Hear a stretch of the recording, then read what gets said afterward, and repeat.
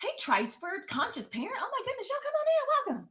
It's Friday night. It is, hey, it's HalloQ Live. I am so glad y'all are here. It's taken me a while to get on. Y'all know it's a lot of work back here. Like it's a lot of work backstage. I'm going live, lots of different places. I just want to make sure I got it all together. I got it all together here. Everybody come on in. Yes, we are live on YouTube. That means we are live on Substack. That means we are live here on TikTok as well. And I am so glad. And y'all, let me put some fun stuff up. Y'all, this is Hey, it's HalloQ Live. I'm HalloQ. I am your favorite thought leader and content creator for Black women of the 92%. If you are a Black woman of the 92%, then you know that Fridays and Saturdays are special. That means if y'all see me on live on a Friday or Saturday, it means 9 times out of 10, we have a new episode that has dropped. And that is what has happened. We have a brand new episode. Thank you, everybody within the sound of my voice and that is listening to my face. Thank you for making the Authenticity Assignment the most downloaded podcast episode of the Hey, it's HalloQ podcast. Y'all know if y'all want to get involved and get a little bit deeper with me, into the community I'm creating. Oh my gosh, y'all got some hearts going already? The first hearts always mean a lot. They're the most important hearts. Thank you for getting that energy going. Y'all know I am your resident human ray of sunshine. And y'all know I appreciate you. All know I have sunny energy. Y'all know I'm a triple Leo, Leo, Sun, Mercury, and Mars. I always love talking about astrology, by the way. So if y'all have any excuse to ask me about astrology, jump in. And I love it. And I love when Black women talk about astrology because it's just an extra way for us to get to know ourselves and to study ourselves, right? It's not really the study of other people. There should always be study of you first. But anyway, y'all, I am your favorite thought leader, content creator for Black women at the 92%. That is what my podcast, Hey, it's HalloQ, is about. It is the first podcast for Black women of the 92% by a Black woman of the 92%. And after I drop episodes on Thursday, the newest episode is up every place that you enjoy listening to podcasts, and we hang out to celebrate that. And there's lots of fun things going on with me. So I'm gonna give y'all a little life update. I have an assignment. One of the things we're gonna talk about is things that happen in the news this week. We're just gonna talk a little mess. Y'all know I like a little mess. I like a little messiness. You all know I consider myself as being a bit of an employee for Black women of the 92%. And I've decided that it's very important for me to keep my boss happy and to keep her laughing. Okay. It's one of the things that I bring to the work relationship as a Leo. So we have to laugh and we have to kiki a little bit because it's a mess out there. It is a mess. There's a storm out there. The storm isn't just brewing, it's here. That's what the title of the episode is, Storm Riders. Because who were the original storm riders? We are Black women. Name a storm we haven't already ridden out and didn't come out on top. We suffer some losses. Maybe we take a step back or two, but we always end up on top. Okay. And so we're going to use the next 4 years. We are going to leave you Leo women off. Thank you, Tara. Tara, be holistic. You know, speaking of holistic, Tara or Tara, tell me, I'm going to try to pronounce it right. Let me know, hit some hearts or something if I'm actually hitting it right, if it's Tara or Tara. Let's get started with Tara. So Tara, I see in the end of your name is the word holistic. And I was actually thinking about how it is that I'm going to teach Black women about podcasting. And I've decided the way I'm going to do it is holistically. I think I'm going to come at it from the approach because I believe there should be more Black women podcasting.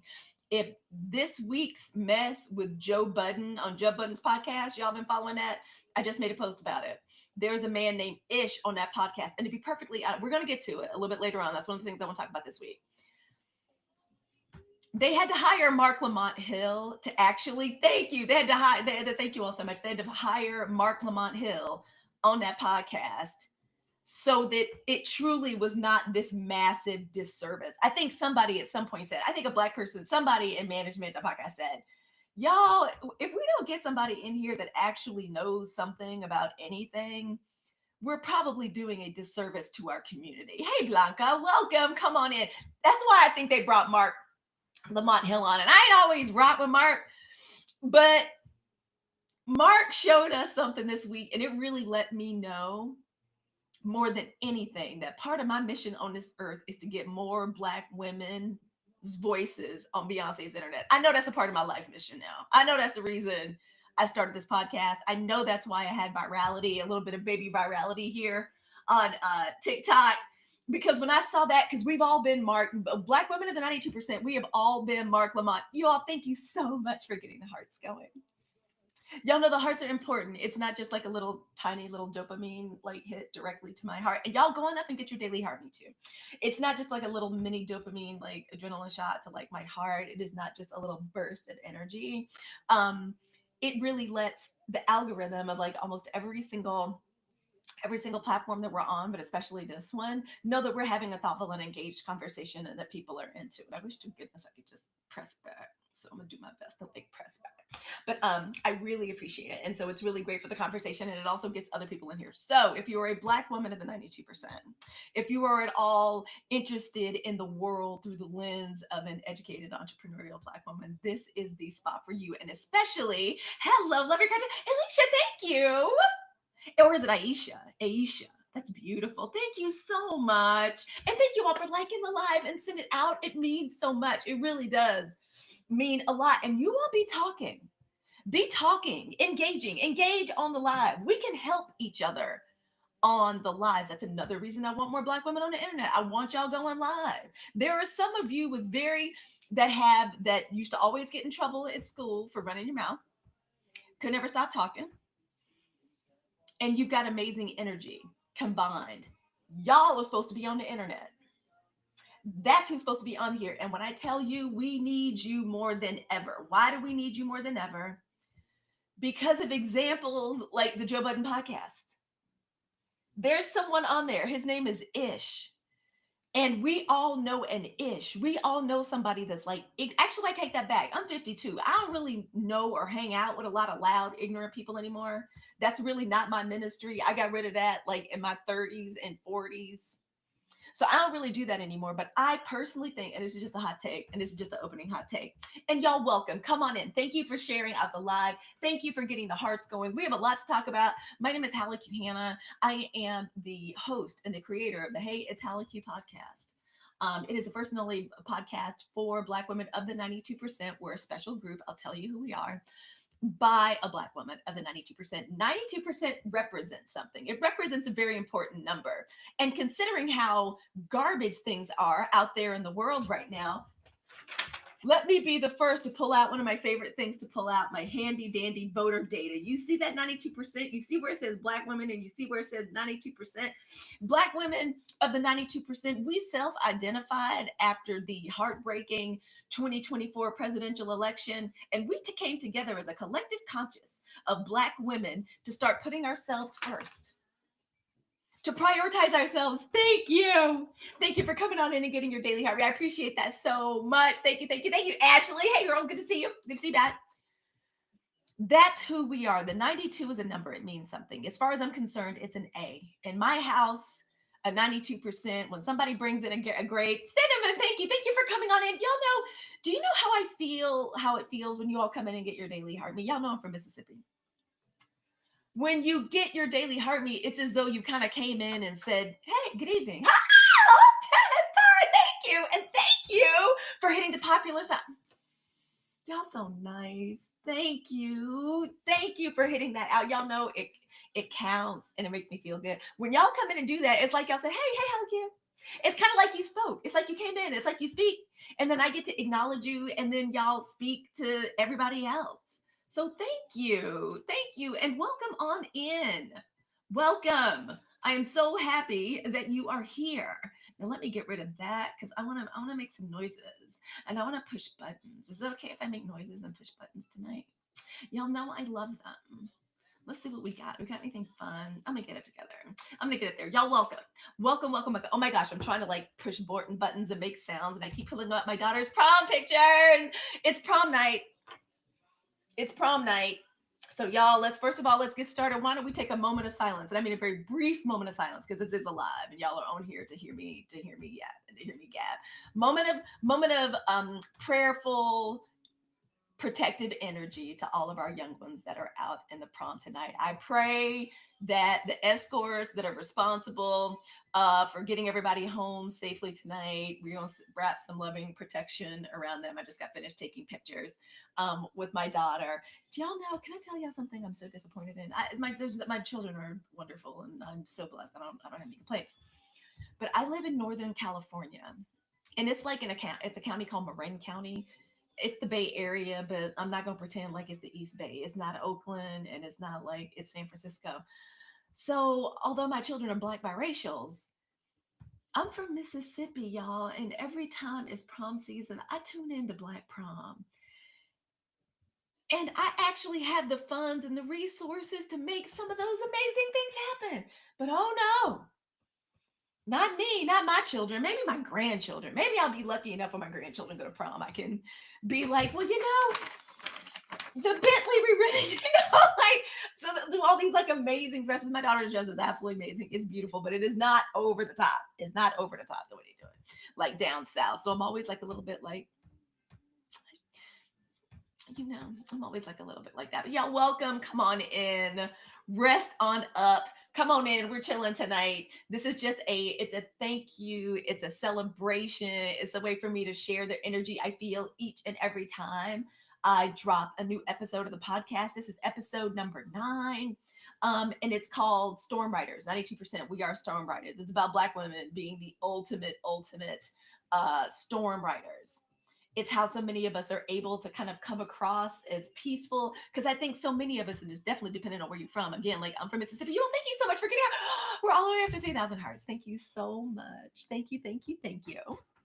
And I'm gonna just do a little power switch up around here. I am always it's always very challenging for me to manage all my power cords, but I just want to make sure I'm coming through to everybody and I can see everybody and everything. All right, here we go. And you all, the podcast, you can listen to the podcast any place you enjoy podcasts. It's called the Hey It's Halleck podcast. I'm going to put up a little sticker like a little bit later. It's called the Hey It's Halleck podcast. You can listen to it any place you listen to podcasts. And I'm so proud of it, y'all. Like every week, it's my love letter to Black women of the 92%. I was on vacation for a long time, like a little bit over 3 weeks. And I realized one of the things I missed, I know we're supposed to, when we're with our families, we're supposed to be focused. My family is always asking me to like, I have ADD, and I'm a content creator, and I feel like content creators in our own ways, we're artists. So artists are like, we're always thinking about the next thing, like what do we want to say, how do we want to say it, is there some funny take on it, we need to do some research, I got to do an outline, like all that. So I'm always thinking about something else. So when I'm traveling, I'm really trying to be present. Like I really am. It's a struggle for me to be present, because I know that members of your family can take that as you're not there with them, and this isn't a loving thing. So like I really work on it. But I realized a couple of things. I realized, like, just, and don't take time off from making the content. Do something. It actually feels good to keep doing something, because when you're doing something, if you're a content creator, it's not just being distracted. It really is sharing with your community. And my community means the world to me. It's a lot of creators on here, but it's not a lot of creators that Black women specifically rock with. And let me tell you, there is nothing more gratifying or fulfilling than having your community be Black women.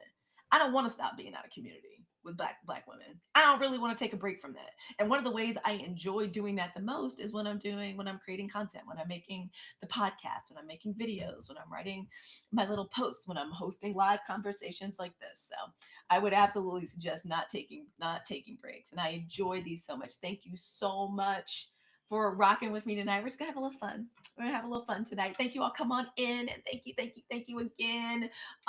Thank you so much again for like getting the little hearts going. I appreciate it so much. And if we reach our goal, I've got something very special for us tonight. I love to do a rest and an inspiration reading, because one of the hallmarks, or what I would call like the pillars of what I feel like the 92% movement is, especially as a new political strategy and a new way forward for Black women, has to do with creativity and our art.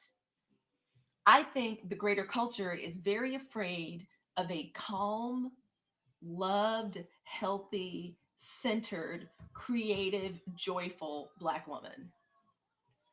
I think it's why we have been, when it comes to the hierarchy of who people are and identity in this country, everybody has always worked very hard to keep us pushed down to the very bottom of everything in terms of earning power, exposure, in terms of so many things. I mean, going all the way back in history from when they dragged us over here and they made us like breed a workforce.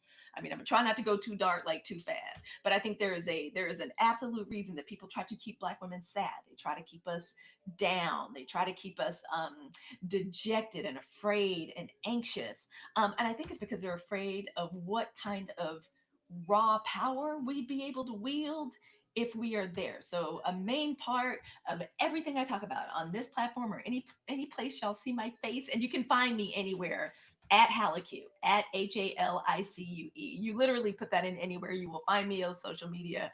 And if you press my face, like you go up to the top of whatever the platform is and you touch my face, you'll see every place you can get in touch with me. And please go join me over on Substack and follow the Substack and get into the Substack because there's an amazing, amazing community of Black women of the 92% over there. Artists, politicians, journalists, poets, dancers, fitness artists, scholars, they're all over there. So please, please, please come join us over on Substack. That's where the podcast and the community lives. And so just life updates. One of the parts of myself that I'm really trying to honor is being a domestic goddess. I kind of love that part. I like being Halakute in the house. I like to think of myself as queen of the house. I am a Leo's sun, Mercury, and Mars all in the fourth house, and that's the house of like home and family. And so my husband wanted to do a little project. He wanted to do a garden this year. I've had gardens before, but I'm on the internet a lot and I'm live a lot and I'm making a lot of content. So I haven't really enjoyed being out there, but I personally feel it's very important for me to be out and connected to the soil, the roots, the earth. I am a Black woman from Southern Mississippi. So, the fact that I'm a Black woman that lives on and owns her own land is kind of important for me to be out there. My grandma Halleck was just this prolific woman that worked with like plants and roots in the soil. Like, whereas one of my grandmothers, my grandma Myrtle, always had beautiful ornamental flowers. She was a Taurus. Had beautiful ornamental flowers like out in the front, the hydrangea, roses, that kind of thing. My grandma Halleck in the front of her house, like literally as shrubs. I remember tomato plants. Like I remember that's the like tomato vines. That's the way it smelled like actually going into the house. So I'm really trying to honor that. We put the garden in today. Um, and I also felt like it was really cool to be out in the soil during prom night. Like, I don't know why. Like, I know my daughter's out, like getting all adorned and beautified and getting ready to enjoy this beautiful spring night. And it felt so, so, so good to be out there. So I'm feeling really rooted. I'm feeling really grounded. You all welcome in. Welcome to Hey, it's Halleck. I'm the co-host and the creator. I'm not the co-host. I am the host and the creator of the Hey, it's Halleck podcast. I am so happy to have y'all here tonight because I do want to discuss some things. I want to discuss, it's not mess. Some of it is delicious. The Cowboy Carter tour has begun. And thank goodness. Oh my goodness, there's 27 messages. Y'all forgive me. I'm going live from so many places. Oh, very hard. Oh, y'all, thank you so much. Thank you, thank you, thank you. Oh, thank you for you like the earrings. These are old. These are a couple of, thank you very much. I love like bold color combinations and yellow. Y'all know yellow is my signature color. So because it represents a lot of who I am and a lot of what I think my energy is when I'm on live. I like to be warm, engaging. Yellow represents cheer, it represents optimism, it represents opportunity. When I take it there and make it gold, it represents prosperity. So I love to wear it, and I like this color with it. I like this color and hot pink with yellow, and I like orange with yellow. Thank you all so much. And speaking of which, y'all y'all are allowing me to actually share something with you. So because I have a podcast, you all know it's important for podcasts to have sponsors. It's important for us to bring, it's important for us to, to bring some resources to the podcast. It makes us able to do things like marketing. I can podcast more. I can make production better. And so I've always wanted to, I want to land my first brand for the podcast. And so I need to kind of learn how to work with brands when I had some virality here on, and so also if y'all ever have questions about content creation, how it happened for me, if that's something you want for me to share, because y'all definitely made me a content creator and I'm so grateful for that. And I want more Black women to be content creators because we need our voices and our skills and our expertise online. Again, the Joe Budden podcast. What have we learned? Like, oh my God, like anti-intellectualism is Something's going crazy. We need more women podcasting. We specifically need more Black women. Love your earrings. Perfect color for your hair. Thank you. I'm about to go get it colored. Y'all can't see this new growth. I got like I got a straight going with the my grandma Hallecky her hair was completely white by the time she was, they say, when she was in her mid-30s. Oh, thank you all so much. That is so kind. Thank y'all. Oh, and thank you all for following. Thank you all for, and I see y'all are going over to the Substack and y'all are joining me over there. Thank you so much. Download the podcast. Oh, also, if you enjoy listening to my face, there is a video version of the podcast over on the tube that is you. So please go subscribe and follow over there. So if you like seeing my face on Spotify, there's a video version of the podcast, and on YouTube and YouTube Music, there's a version of the podcast. And thank you for loving my hair. Guess what I use in my hair? And this is going to help me transition into what we're going to be talking about next, the Cowboy Carter tour. Sacred. This is sacred. Sacred only. I always tell everybody this. I decided last year that since we're being very careful with our dollars, right? And as Black women in the 92%, we believe in economic boycotting. By the way, we're still boycotting Target.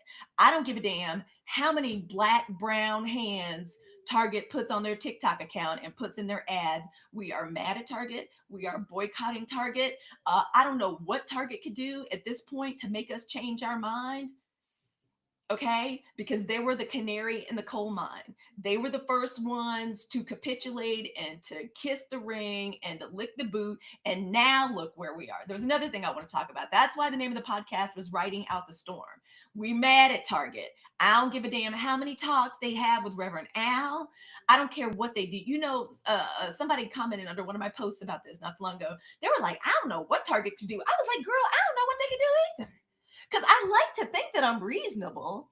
Black women, we're reasonable. We will listen to, like, if we can have some reconciliation.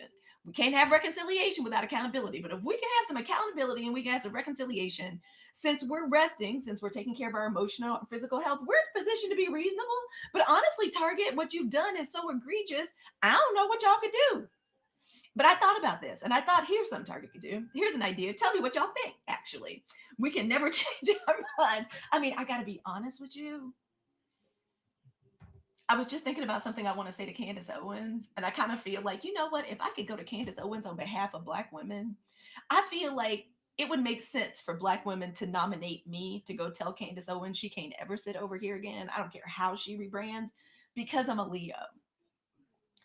No one understands the tragedy of the end, especially if the end is with us like a Leo. We're sorrier than you are when we have to cut you off from our life because we have tried to work with you. If we love you, we're just tenderhearted that way. Like we are, we just love you. If we get to where we love you, we want to sit down. You'll notice you never see male lions move fast. It's the women that hunt.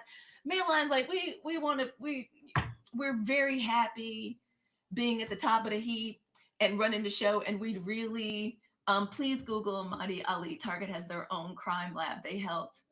Oh, I totally believe. Okay.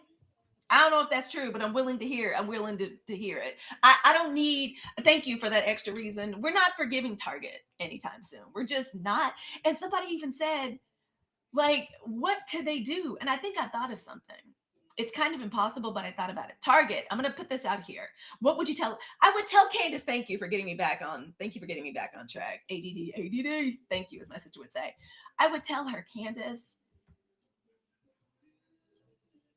what's the little girl say? I'm going to hold your hand. I'm going to put a napkin between when I tell you that it's over forever between us as Black women. I am so, so, so sorry. But the delegation sent me to help you understand that this is really the end. Forever. Forever. Forever, Candace. What you have done has been so egregious and so harmful to the nation, but especially as a Black woman. And it's important and they sent me to tell you because it's really the end. Because I'm a Leo. And when we reach the end, it's over forever. We'll remember you with love in our hearts because of how badass we were when we let you go. We are sorrier than you are because we know what it means to be without us and to be without the sun and the light and community of Black women. It's like going into the sunken place. And Candace, you and Kanye have earned your spots, and Shannon Sharp have earned your spots in the sunken place. And it's goodbye forever. Forever. Please think of us fondly. We promise never to think of you ever again. And let this be a lesson so that perhaps your progeny, your forebears can work this out for you in the next lifetime and work on some of the awful things you have done. Because for right now, it's a wrap forever. You have gotten Black women at a very clear, very resolute, very peaceful in our heart and accepting state. That is something that Black women of the 92% either we are or we're working towards being at our healthiest, our most calm, our most in control of our emotions. It's more Black women in therapy now than have ever been at any time in history. Do you know what that's going to do for us? I used to say, when I first started doing domestic violence and sexual assault work, and y'all, that's what I used to do back before I became a domestic goddess, and then a digital priestess, and then a thought leader and content creator for the 92%. I'd worked in domestic violence, sexual assault. It was like big nonprofit. I was a program manager, program director. When I got a little older, I sat on some boards. I used to volunteer before COVID happened. I volunteered all the time. I was on the hotline. And I used to, my nightly prayer used to be, it's still my nightly prayer. Now I have two nightly prayers, but this one, the second one is that every day may one Black woman in the 92% get to walk away from the hellscape of her corporate job, where she gets to create or work or do what she wants to do on her own time in her own space. But the one that was my nightly prayer before that was that Black women get the mental health care that they deserved. Because I said, if we got the mental health services and the healing mental health services that Black women deserved, there was nothing we couldn't do. There was nothing we couldn't change. There was nothing we couldn't survive. There was nothing we couldn't heal from if we got that. And now, do you know how many Black women are on here talking about like um, interrupting generational curses, like and patterns, interrupting generational patterns? I tried to say curses, like interrupting those patterns, understanding what it is to be emotionally regulated, what it is to have a mother wound, what it is to have abandonment wounds and issues. I always said to myself, if we could ever, if and that would be my nightly prayer, like every night. I mean, I'm deconstructing from the church, but that's still, I still pray. I'm still a creator. I still like set intentions, and I still do my best to influence the energy around me. That's another reason that I'm here. That's another reason I'm here on the internet, and we are doing it. That used to be my prayer, because I said if Black women got the mental health care that they deserved, the acceptance that they deserved, understanding what our neurodiversity is. There are so many beautiful Black women on here talking what it is to be autistic, um, to have ADD. Oh my God. And I always said, if we got the help we needed, ain't no telling what we could do. And now we're getting it. So y'all better watch out. Y'all truly better watch out. So yes, that is exactly what I would tell Candace Owen. Thank you for bringing me. Thank you for bringing me back. But I also thought, in the aftermath of all this and Target, like, what can I do? I would tell Candace, meet me outside. Seriously, just kidding. Except I'll be with you, Alicia. Except we'll go together. All we want to do is talk. I'm a lover girl. All I want to do is talk. That's all I want to do. Thank you all for following. And let me reintroduce myself. Hey y'all, I'm Hallie Q Hannah. We got some new people coming in. Y'all welcome on in. This is our this is my post podcast episode drop live. So much energy builds up, y'all. It's another reason I love podcasting, because I think like it's a spell for your eyes and for your ears. You can actually learn something. There's so much energy building up to it. What is the idea? What I want to talk about? Like how to get it out there, getting it up, editing it. Then you got to do the video edit. You got to make thumbnails. You got to do your show notes, and then it's out there. And then you're like, how is it doing? Are people listening to it? Did they like the meditation this week? Did they like the Black girl affirmations this week? Because y'all, we have a meditation or an affirmation or some grounding exercise for Black women every week. Yes, I saw Sinners. Do you want me to talk about it, Your Flyness? Best movie ever. I did a video on it. I have a live on it over on the tube that is you. First of all, let me say about Sinners, and I'm gonna just add that to the list of things I want to talk about tonight.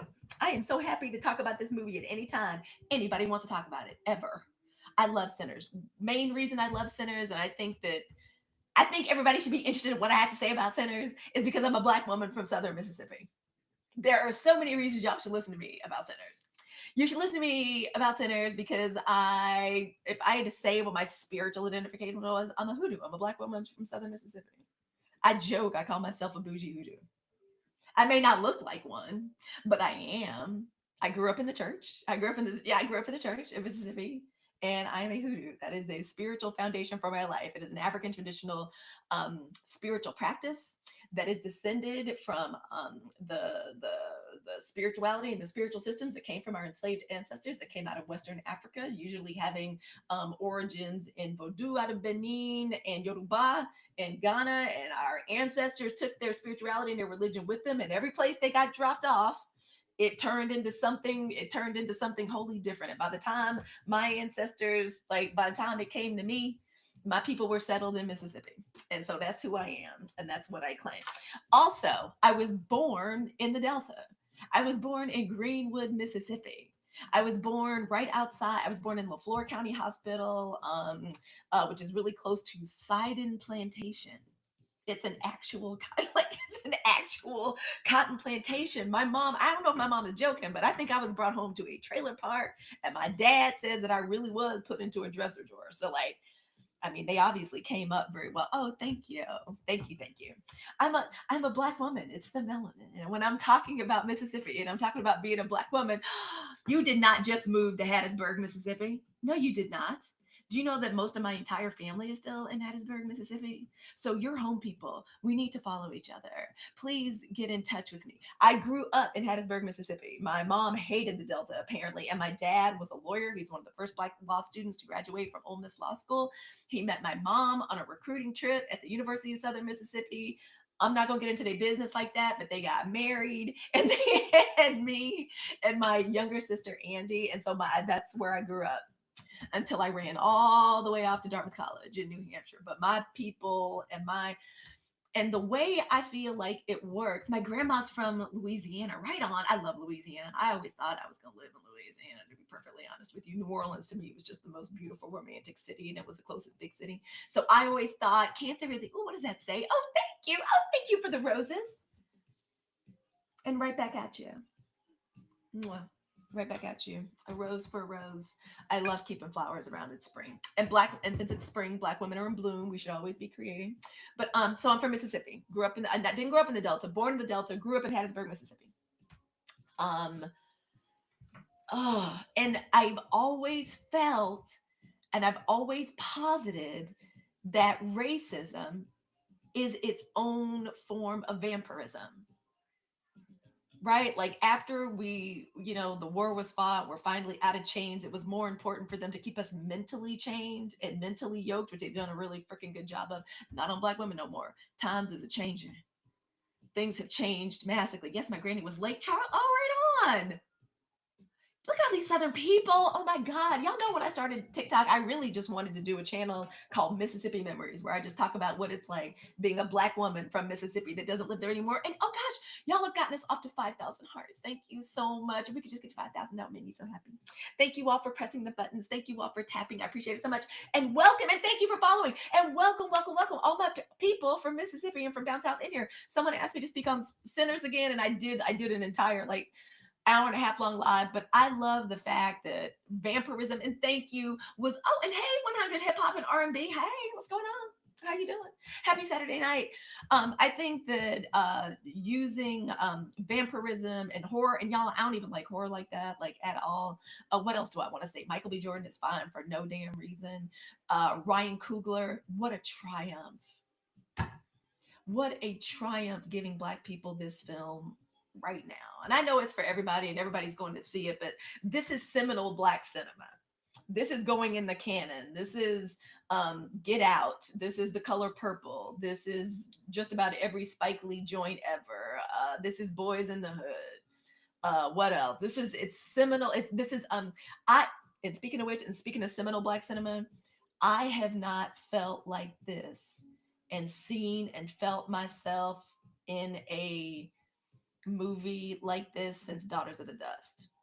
And I felt Daughters of the Dust. Like I literally get weak every time I think about that movie. Like I have to like lay down. I feel it so hard. It's very hard for me to even watch it. He is our Martin Scorsese, and Michael B. Jordan is his Robert De Niro.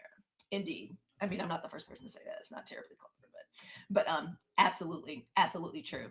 This movie resonated so much, and the idea of vampirism, the idea, well, first of all, just the I'm a dancer as well, y'all. I study Afro Brazilian and Afro Cuban dance. I'm also, since my knee is bothering me so much, and dance. I have experienced this myself personally.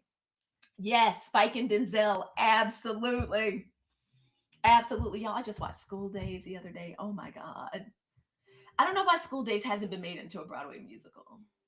I really don't. And that movie would be absolutely perfect. But yes, so it's going to be seminal black cinema. This man, Ryan Coogler, also, can I just say, I could listen to Ryan Coogler talk all day. And my Venus is in Gemini. Like when a man has an intelligent voice that's also musical and it's also so regional. That's another reason I think y'all should listen to me talk about centers, because like I am a black woman from Mississippi that lives in Northern California. That's where this is where Ryan Coogler's from. He's from the Bay Area. He's from over in the East Bay. I could listen to him talk all day. My Venus is in Gemini, like a man with a musical voice that's intelligent. Oh my god, like I could listen to him talk all day. Um, when it comes to cinematography, this movie, I don't know how they managed to make such bleak landscapes and buildings, because sharecropping shacks are sad. Cotton fields in their cruel uniformity, knowing how much blood and sweat is soaked into the ground that this thing is growing out of. It's hard to make that visually beautiful. He made it beautiful. Juke joints aren't pretty. Juke joints are shacks. That the last one I saw standing, it was called the Hi Hat, and eventually it moved on to a bigger building. But the Hi Hat is actually it's a cultural icon, like in Hattiesburg. Like there's a plaque and everything. Like all kinds of amazing artists, like blues artists, came through there. Okay, that's so kind of you, Cancer. It's so, oh, okay. That is so kind of you, and it is, motherfucker. It absolutely is. That is so kind of you. Thank you. That is so kind of you. I'm telling you, talking about Black women, talking about my podcast, talking about Black women of the 90%. And I'm a Leo. I have a lot of fire energy. It just everything starts in here and it just radiates out. And when y'all are being so kind and supportive and sharing out the live, thank you so much for sharing it out. Thank you, thank you, thank you. It shows the platforms that we're having a good conversation. Just cinema, like okay. So I was saying, I'm a dancer. Things do happen to you when music and your body makes a connection to the earth. And when black people do it, something very powerful happens. You know, like when you're studying diasporic dance, and I'm a dancer in ballet, and I studied ballet for a long time. I was a very nerdy ballerina. Dance was something that was frequency is everything. Ballet was the only, like, it was just considered, y'all, and I'm also deconstructing from respectability, black respectability and respectability politics, but ballet was one of those things back in the 80s. It was very respectable for girls to do. Like you play piano and you did ballet. And since I had so much expression, but I grew up in a black strict household where you can just be talking, you can just be expressing yourself to adults, you can just be, I'm the oldest daughter of the oldest daughter. Yeah, no, I didn't get to. I did a lot of what was told me to do, and I was very obedient. But dancing was one of the only ways I could truly express myself, and it was safe for me because you didn't have to talk. You didn't have to say a word. So that's one of the reasons I love dancing, and I rediscovered it in my late 30s and early 40s. Been dancing ever since. And something happens to you, especially if you do diasporic dance, if you do something like samba, if you do salsa, if you do any African, if you do any Cuban dance, any Afro Cuban dance, things actually happen to you. You sometimes go places. Thank you so kindly. You sometimes go places. So when that scene happened, and y'all, I watched every spoiler, I watched every TikTok video. That's one of the wonderful things about the ADHD in me. Nothing is spoiled for me. Like when I show up at the theater, it doesn't matter what I've seen, I start completely over. The big scene where Sammy conjures up spirits, like his song is so powerful. He is, you know, he's a portal here on earth, like, and he's an artist with that's able to connect to divine. Hey everybody, come on in, thank you for coming in and saying hi. Y'all say hey to each other. Do y'all know it's people from down south in Mississippi in here right now as we speak? Say hey to each other. It's somebody that lives in my hometown in here. That never happens. Maybe if I keep saying the algorithm, I keep saying it. Mississippi, Hattiesburg, Laurel, Mississippi, Gulfport, Biloxi, Mississippi. Maybe we'll get more people coming in here. Louisiana, Slidell, New Orleans. Maybe more Baton Rouge. Maybe more people will come on in. Hey, Aunt, how are you? Welcome, come on in. Somebody asked me to speak on Sinners, and I'm basically just saying how much I love it, how we need to all see it, go see it in the theaters. And then when there's the DVD or whatever it is y'all are putting, whatever hard copy of things y'all are keeping, because we don't know what's about to happen, get a hard copy of the movie because it's going to be seminal. It's seminal cinema. It is seminal black cinema. Ryan Coogler is clearly a genius. The beans and bologna guy lives in Laurel, Mississippi. Really? Beans and bologna. Somebody started describing a bologna sandwich the other day, and my mouth started watering. Y'all remember the way Wendy Williams used to be like, somebody started talking about a bologna sandwich or like French's mustard and like white bread. I didn't get to eat a lot of white bread because my grandmother had diabetes. So like we didn't really get to be having fried chicken and stuff. We always had like wheat bread. But man, every now and then when I would go like to the church and get like a fish plate and I could get myself like a piece of white bread. Oh my gosh. I remember the last bologna sandwich that I had with white bread. It was one of my mom's the woman that babysat me. Her name was Sheila. She was one of my mom's clients. My mom's a judge and an attorney, and Sheila, man, Sheila could make a fried bologna sandwich. And somebody mentioned that on something the other day, like, and I just started remembering like French's mustard and like that soggy white bread, and I haven't had that in so long. Oh my gosh, fried bologna hits. Can we still buy bologna? You know what? The next time I go to Safeway, I'm gonna see. I'm gonna see if we could still buy it. So yes, Sinners was amazing. I made a whole live on it. Y'all, please go check out the YouTube channel. Go see it. And that scene on the dance floor. Do y'all know I was crying leading up to it? I also say that this movie had everything. It had one of the most beautiful portrayals of a conjure woman, like a hoodoo woman, a real practitioner. Eh, And also, I just want to say to people too, I saw somebody, a creator who creates on Hoodoo. Actually, I actually admire them very much. They're not on this platform; they're more on other platforms. His name is Seer Bayo. Seer has a great podcast too. He and I used to collaborate during Clubhouse days. He's like, like the movie. I feel like the movie makes everybody feel like, oh, this is something I want to investigate. I want to get into. Absolutely do it. I actually had a podcast. I still have a podcast. My sister and I, we do it live now over on YouTube. It's called The New Hoodoo, and it's about hoodoo futurism. What is hoodoo? What do our ancestral spiritual practices look like for people like me? Look like for black women that aren't necessarily head whack warriors, because not all of us are supposed to be practitioners. Not all of us are doing selling remediation, or or being a god, grandparents or godparents.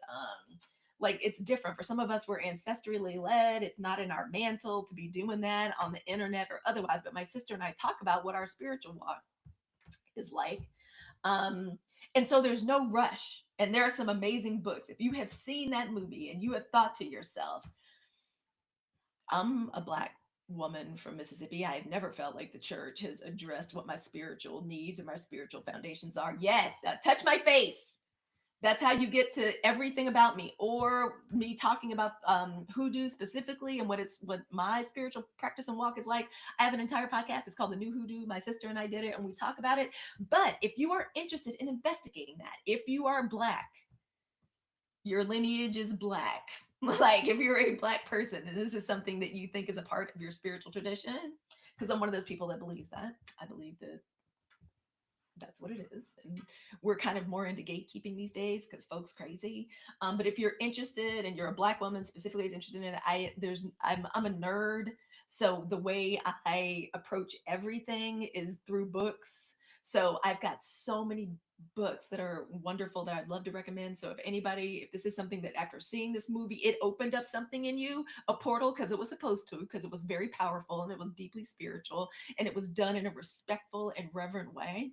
If you have any questions about that, or if you want to know a book that I recommend, I'm happy to talk about that off the top of my head. I would say Black Magic by one of my faves. Her name is Dr. Yvonne Chareau. She's a professor at Swarthmore, and she wrote this amazing book about um, Black spirituality, and especially here in America, in the American South. She's brilliant. She's a professor.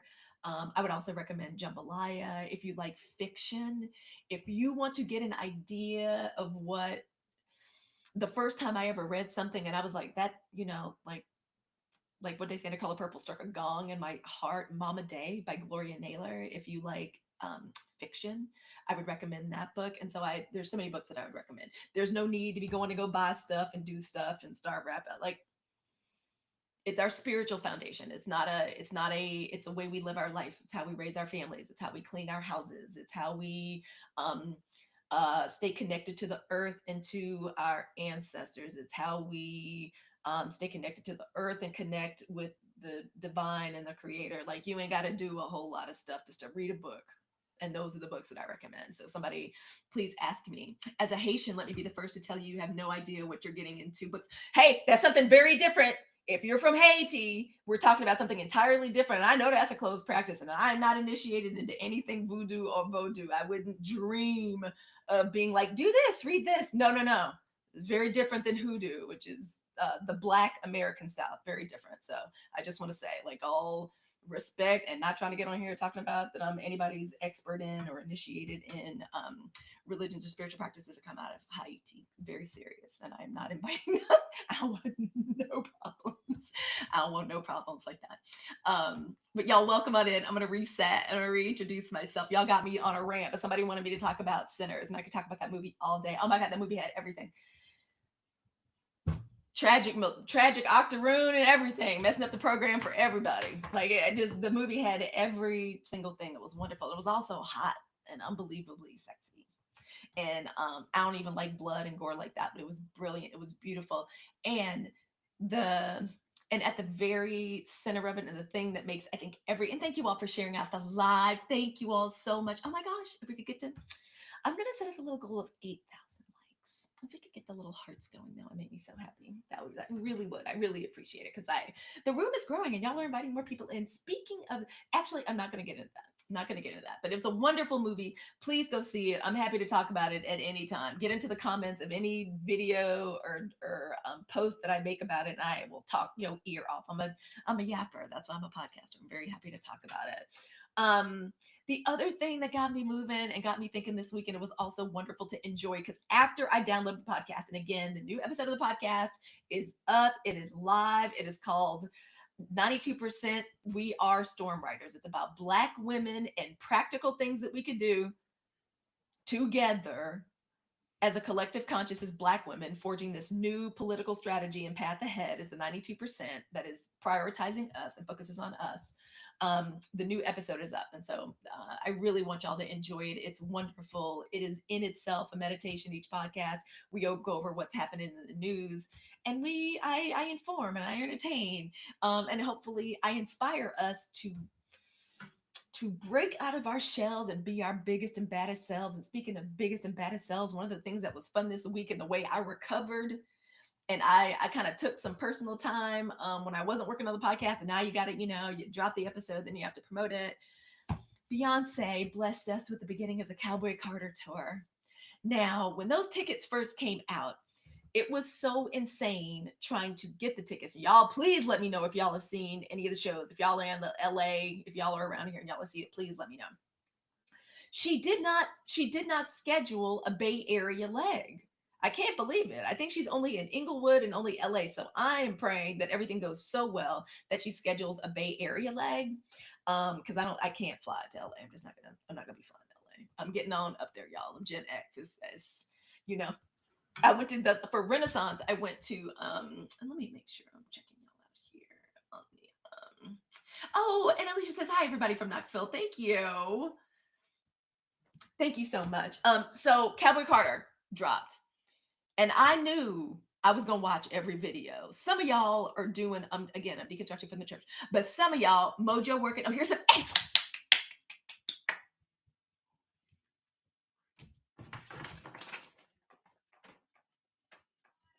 Black women in books are sexy and get me very excited. And we have Black women recommending books in the chat. So I'm very happy. This makes me very happy. Motivated Cutie says, Motivated Cutie, I remember you.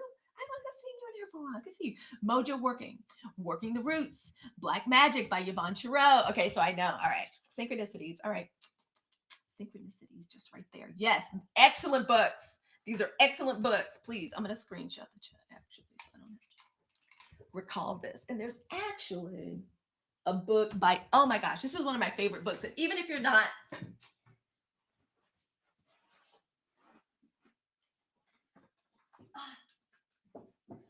okay, oh, all right, hot mess. All right, forgive me. This is also one of my faves. This is also one of my absolute faves. This one is Working the Roots by Michelle Lee, who actually I think is supposed to be in or around the Bay Area. The last I heard, this one is actually, this is wonderful. Y'all, they may actually sell this book on TikTok Shop. I could be wrong, but I think they do. I think they do. And it's over 400 years of traditional African American healing. Y'all, this is wonderful. So much, and so much of it is, so much of her research is done in and around Mississippi. Like, so this is a wonderful book, especially for those of you. Now, I am not the herbalist. I'm not the black herbalist. My sister Andy, who's on TikTok, she's known as Oyaz Blade. She's a intuitive chandler, which is a fancy way of saying she makes fixed candles. She's a genius. She's brilliant. It's one of my favorite books. And did I miss a message?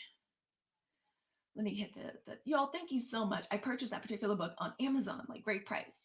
So yeah, and y'all, if y'all can find somebody black that sells it here on TikTok, y'all know I may put it in my.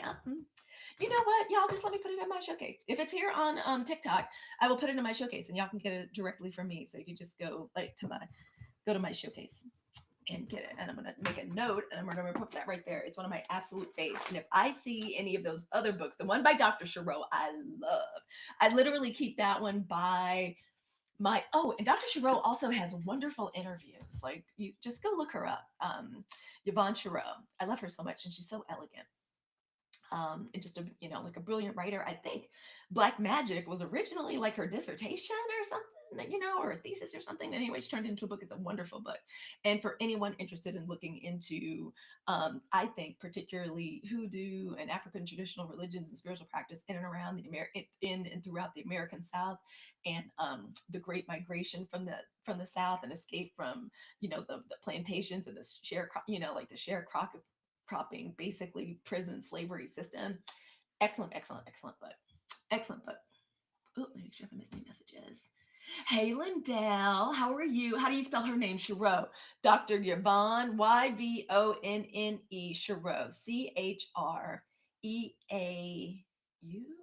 Dr. Yvonne Chirot. Lindell's like, she can spell 12 rows. Lindell's like, she's cute and she can spell. Thank you so much. Oh my gosh. Okay, I'm cracking myself up. Thank you so much, Lindell. That is so kind. Oh, thank you. Y'all crack me up. But y'all, I'm so excited for the Cowboy Carter tour. I'm going to go. I also thank Lindell. Oh, thank you. Y'all, I tell you, I have special dopamine needs, and you all, the hearts and the gifts y'all send. First of all, I need you all to know that to me, it does feel like a beautiful energetic exchange. Thank you so much.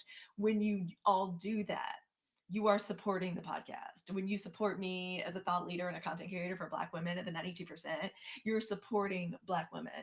I promise you, if you're not a Black woman of the 92% or the 77, I've heard 80 with Black men. That's what I've heard. I've heard the updated number is 80. Say that's not who you are. Say you don't fit nice and neat into that little demographic box. Doing something like becoming a paid subscriber to the podcast on Substack, sending these little hearts, sharing the live, making a comment, sharing it with somebody else, even if you disagree, even if you want to ask a question, is supporting the podcast. And we all know that we need Black women creators. Oh, Lindell, thank you so much. We need Black women creators on these platforms. The internet is not a place, but it very much is a place. Don't we agree? The internet and the kinds of voices and the information or disinformation or misinformation that's being disseminated on here has affected our reality. It has gotten us exactly why we're here. It's another reason I do the podcast. One of the things I talk about in this week's episode, you all go download it right now. It's available any place you listen to podcasts. It's called Hey, it's Halakut. It is the first podcast by a Black woman of the 92% for Black women of the 92%. Download it any place you listen to podcasts. And again, if you like listening to my face, the video of the podcast is over on YouTube. We're streaming live there right now, in addition to streaming here on TikTok, in addition to streaming to Substack. Hey, Substack, I love y'all.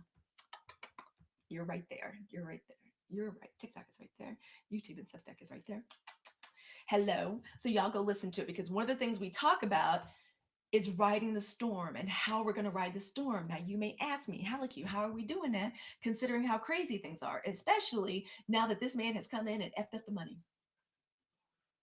He has messed up the money. He is messing it up for truckers. He is messing it up for union workers. He is messing it up for arts and the artist. My favorite dance theater in San Francisco, it's called Dance Mission Theater. When I was reclaimed by Afro-Cuban dance, like literally the ancestors claimed me through Afro-Cuban dance and got me in an entirely shifted me spiritually and in a health wise in a way. um my mission here on earth, it first happened there with a teacher who invited me to come to a night class there, and there were so many beautiful, just like real people that aren't professional dancers but love this dance. It's like it's one of the epicenters of diasporic dance in San Francisco. I just saw that they posted this letter that they just got from the NEA, the National Endowment for the Arts.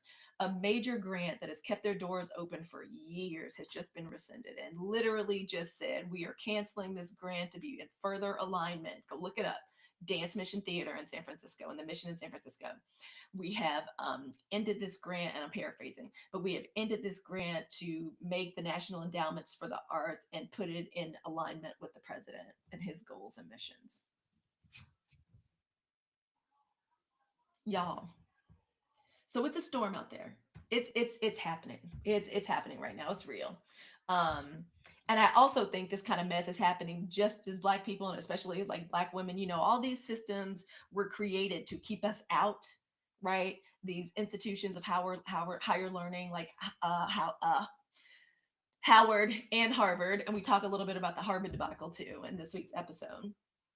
So obviously Howard was not created to keep us out; it was for us. But a place like Harvard, you know, all of these PWI institutions, predominantly white institutions, you know, they're created to, like, in so many ways, just to keep us out, to keep us excluded. But we've gotten in, haven't we? That's the problem. That's the problem. We get in. We figured it out. And especially Black women, we got a cracked education. Black women, like this. Black women. So we figured it out. So of course, start making problems with that. Of course, you know, of course, start disrupting the systems, breaking the systems. That's why we as Black women are really, really, really using economic boycotts is one of the main ways for us to flex our muscle, because we have expendable incomes. We're the ones, Black women are the ones making decisions about what we buy at big box stores like Target and Walmart. We really ought to be boycotting Walmart too. And your boy Jeff Bezos and Amazon, really. I mean, I buy so little from Amazon, y'all. And I promise y'all, if I can stay out of Target, anybody can stay out of Target. If I can buy less stuff on Amazon, anybody could buy it because I'm spendy. It is very sad. It is very sad.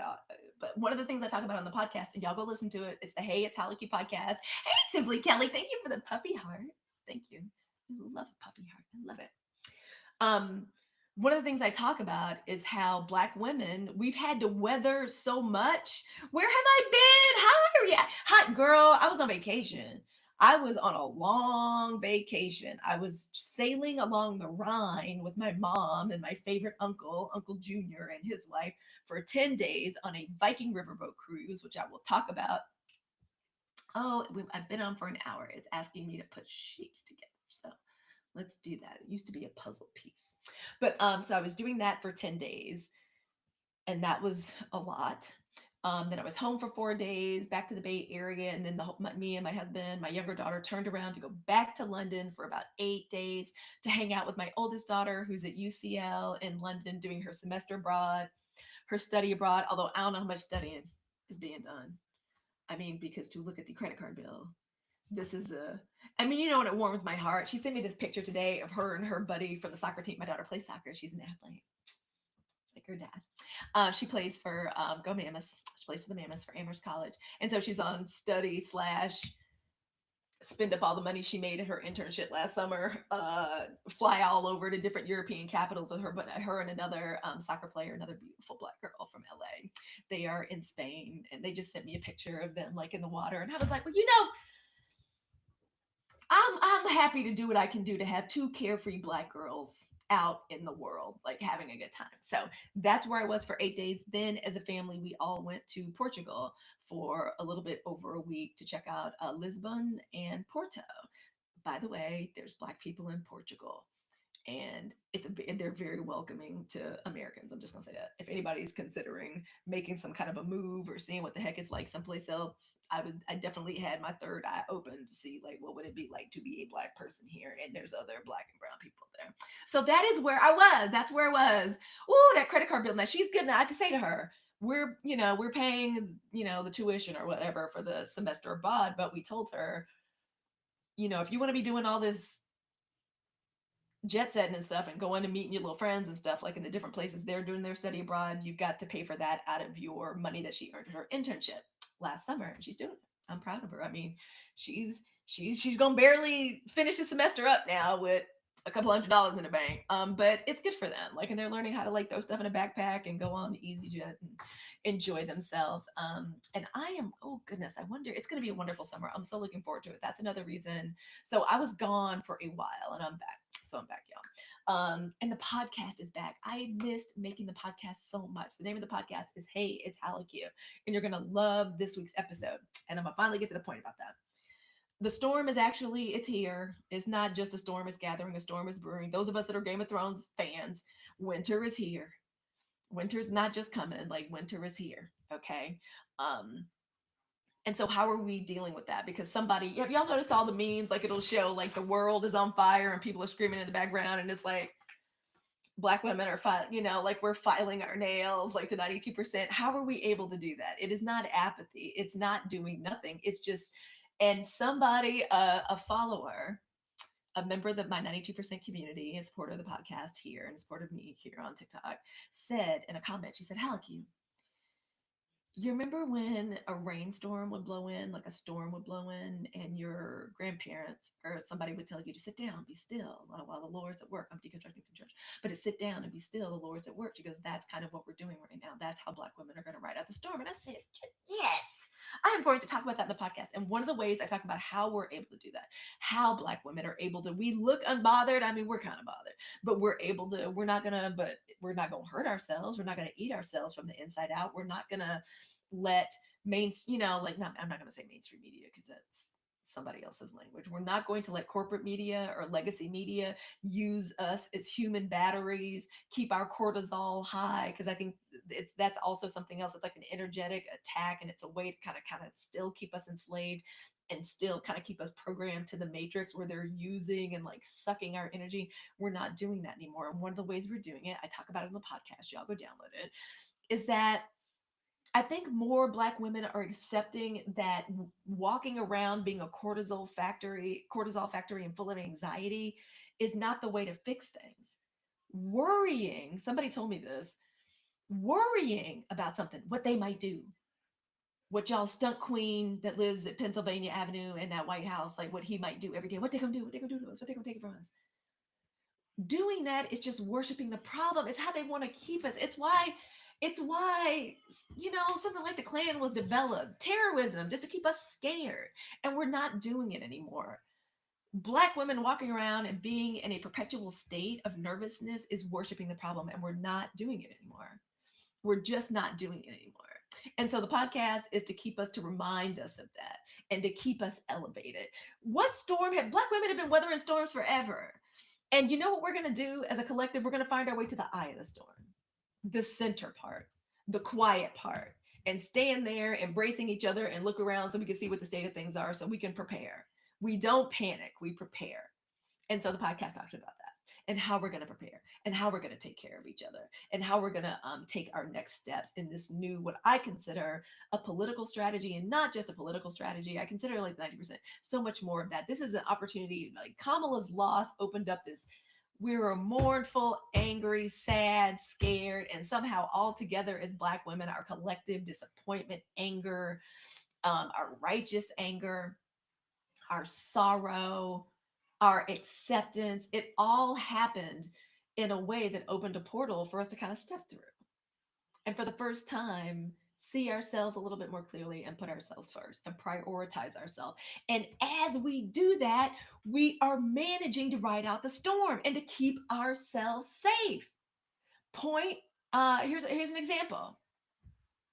Point in fact, an example. What are we telling black people and what have we all accepted that we're not doing right now? We're not what? Black people are not marching. We're not going to these protests. We're not exposing ourselves to a government that would be happy to use us to further its aims by harming our bodies. We're not doing that. And I don't think we've ever done that before.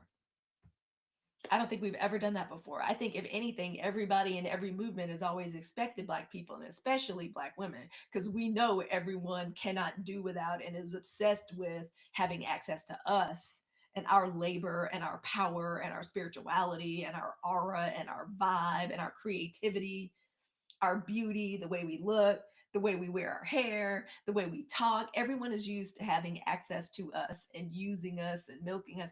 No longer. We're just not doing that anymore. That's one of the things that has come out of the reactivation of the Black consciousness and the happy and waiting on us to be out there to harass and jail us. Thank you all. Please tell me what you think about this. If you, I don't think you're going to disagree with me. If you're in here rocking with me, I doubt you're going to disagree. But tell me, yes, happy and waiting for us to be out there to harass us and jail us. Did y'all see this woman that just got? This is another weekend review. There was a Black woman that was locked up at a rally. I think it was out of Philadelphia. She showed up trying to be different, and they just carted her out there, and there she is chanting solidarity with people just looking at her, holding signs, continuing to watch, and they're dragging her out of there, not marching. Oh, here we go. Motivated Cutie says, not marching, not giving any unsolicited information, and not taking my passport privileges lightly. Indeed. That reminds me, my husband told me I have to renew my passport. Okay, thank you for reminding me that. I'm about to be, because we need to always like stay ready. I shake my head at that lady. Yes, two black women. I was two black women. Y'all, no, we're not doing that anymore. Let this be an excuse. And if this message reaches your ears, an example, yeah, we're not doing that. Okay, really, it's time for us to prioritize us and ours, especially our families, especially our young people, especially as our children. Like in my town, we've had a lot of tragedy. We had four kids just die in a bad car accident. And honestly, between that, um, seeing, and also y'all seeing Beyonce perform with Blue Ivy. I'm gonna do a video on my Roman Empire. Blue Ivy is kind of my Roman Empire.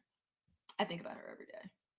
I know it's weird, but I do, because I just do. I'm a mom, and I'm just like, I wonder how is Beyonce? Where is she sending her to school? What kind of dance classes is she taking? I bet she meditates. I bet like I think about her a lot. But I'm telling you, as a mom, I have two daughters myself. I'm the oldest daughter.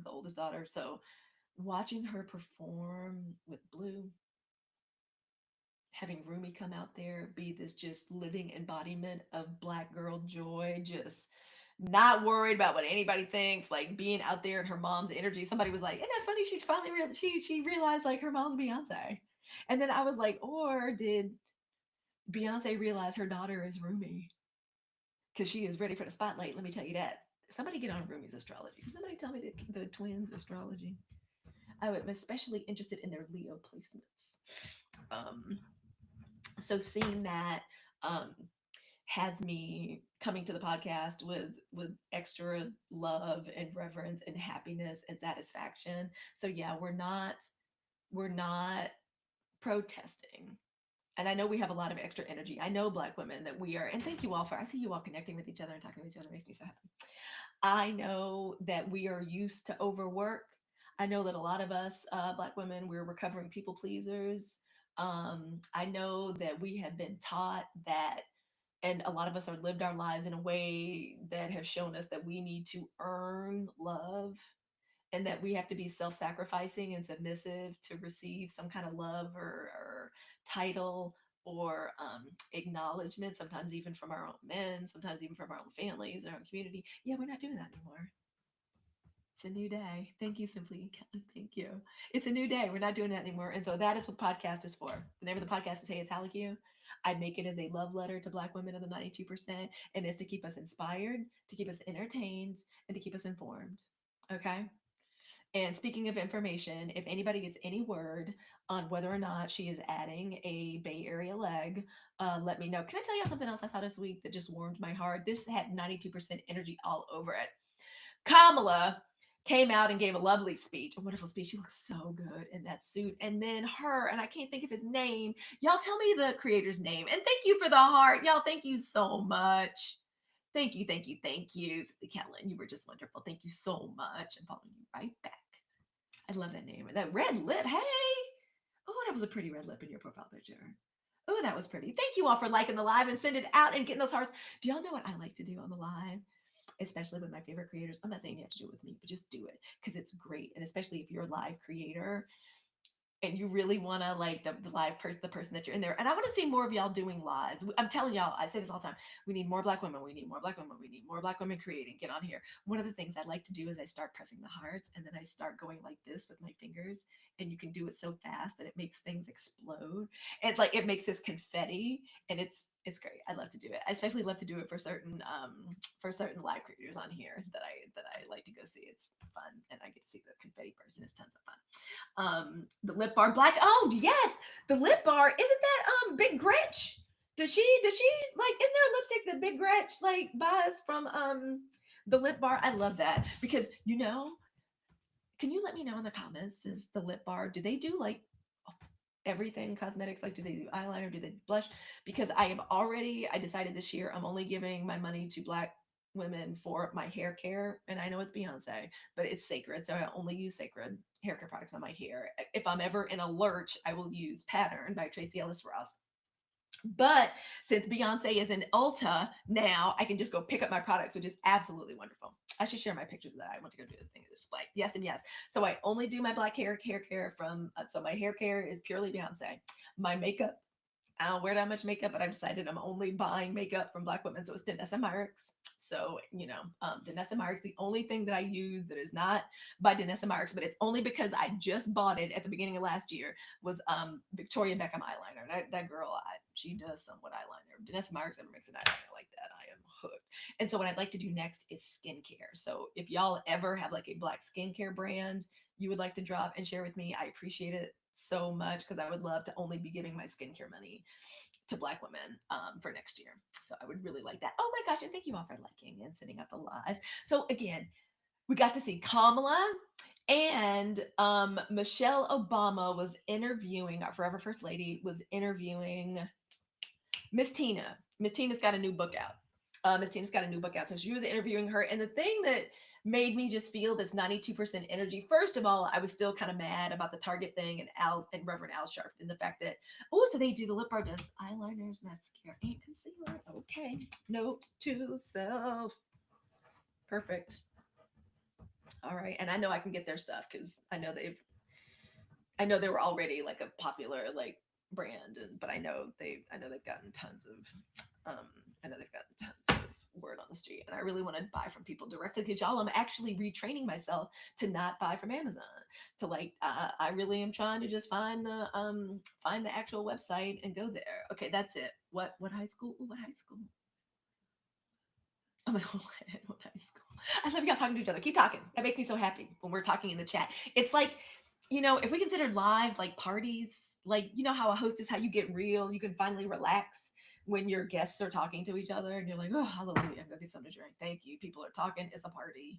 Like, so thank you. I love this. It actually makes me very happy. One of the things I saw with them both, and it reminded me of, I'm like, yeah, we also get to redefine who our leadership is. Because I was saying a couple of weeks ago, like, I understand Reverend Al is Reverend Al, but like I don't consider as a Black woman of the 92% Al, like Reverend Al, like my representative that speaks on my behalf. But I would certainly put Kamala in there. I would certainly put Michelle Obama, and they did the most 92%. They were just doing the fan dance and they just looked so beautiful and cute doing it. And one of the creators, he's a political creator, a young black man who was very, very, very active. I cannot think of his name or his tag right now, y'all know. But he was interviewing Kamala and Michelle, like during some interlude of like interviewing like Mama Tina, they like got up and started doing a little like where them fans at? Beyonce sang, of course, where them fans at? Like Cowboy Carter. And that's when I said, those are my leaders. If anybody's wondering who our leaders are as black women of the 92%, because Reverend Al, I ain't looking to Reverend Al for any kind of instruction or direction on how I do my economic boycott. How would Reverend Al even know where, like, who's buying stuff? Like, black women are the ones that are buying stuff. How's Reverend Al going to tell me where and how to do an economic boycott or speak on my behalf or tell me to go back in the stores? Because literally, again, hey D, how are you? How is he gonna do that? And again, going back to a point I was making earlier, like what would Target even have to do? Why are we having meetings with people if we don't even know what the ask is, right? Don't go into meetings, y'all, with people that can make things happen for you or can make progress happen without even knowing what you asking for, or what you want, or what your demands are. Reverend Al doesn't know what my demands are. And so I started thinking, what are my demands? He can sit down and get his touch up. Exactly. Thank you, Empowers, Explorers. Leave us alone. And so I was thinking, like, instead of just being mad about why the hell are they talking to Reverend Al or any other pastor. There's another pastor who seems like a nice man out of Atlanta. But I'm like, that's not the man that I don't think he's the one that got the boycott going. Like me and black women were boycotting before he got up in church and said that. So oh, Silvana, you warm my heart. Thank you. Silvana just comes in, bling. Silvana understands my Leoness, her Capricorn Gardner. And they were like, she needs positive feedback. We get more out of her positive feedback. Thank you so much. Y'all are so wonderful. We're about to get to 10,000 likes. So I thought to myself, what would be my ask if I could sit down on behalf of black women of the 92%, if they called me into a meeting as a representative? What would I do if I sat down with Target? Oh, hello. Is this Winter Noel? Let me see who that is. Thank you so much.